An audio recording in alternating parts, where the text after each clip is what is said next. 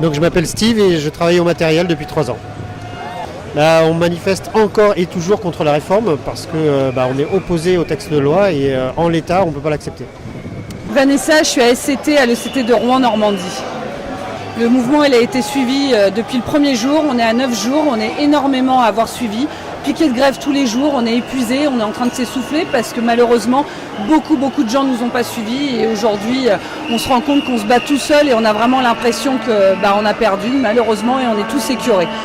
Sébastien, cheminot du matériel. Donc nous sur HR, depuis mardi soir de la semaine dernière, on est toujours en lutte, en grève, les AG désemplissent pas. De nombreux cheminots, toujours dans la lutte et dans l'action, sont en grève pour marquer leur mécontentement par rapport au projet de la réforme qui est proposé par le gouvernement. Mais on est aussi conscient que l'usager, le client, peu importe comment on l'appelle, moi en l'occurrence aussi, on va payer le billet de train beaucoup plus cher. Et ce sera forcément au détriment de la sécurité.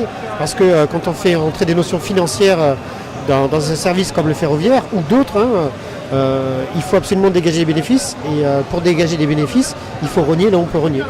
En fait, on se bat pour nous, mais on se bat aussi et avant tout pour le service public, pour que les trains circulent dans des bonnes conditions et surtout, que les gens ne se rendent pas compte que la hausse des prix, elle va flamber. Ils seront encore moins bien lotis qu'actuellement. Et puis nous, on n'en parle même pas. Nous, aujourd'hui, on a quand même, en tant que roulante, on a le RH et ça, on va nous le faire sauter. Nos heures, elles vont augmenter. Et puis voilà, on va être perdant sur toute la ligne.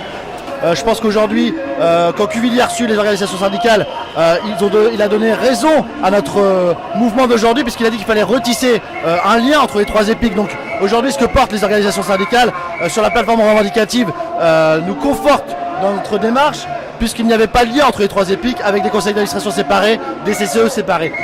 Complètement, et en plus c'est un double jeu auquel se livre l'État.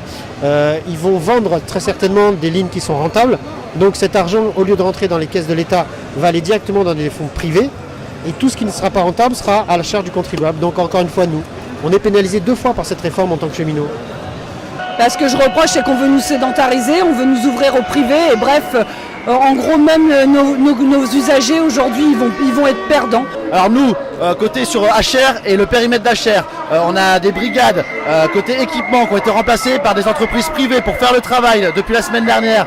On a des gares qui ont été fermées régulièrement. On a des services qui ne sont pas tenus côté de l'attraction. Dans les ateliers de maintenance, les ateliers sont presque vides. On ne peut pas dire aujourd'hui que les chiffres annoncés par la direction sont réels. Donc j'aime beaucoup la couverture médiatique qu'on a. Si on n'avait que 10 ou 14% de grévistes, il n'y aurait pas moitié de trains qui circuleraient, je ne crois pas. Ça s'essouffle, c'est ce que les médias disent. On était plus nombreux aujourd'hui qu'hier. Oui, des grands moments. On a fait des super assemblées générales qui ont été vraiment riches en émotions avec les points de vue de chacun. On était à la CGT Sud majoritaire à Rouen, donc du coup ça a été très suivi. Après on a fait des repas, on continue dans la journée, on a fait des manifs dans Rouen, on est monté à la préfecture. Ensuite on est allé régulièrement au dépôt de Sotteville.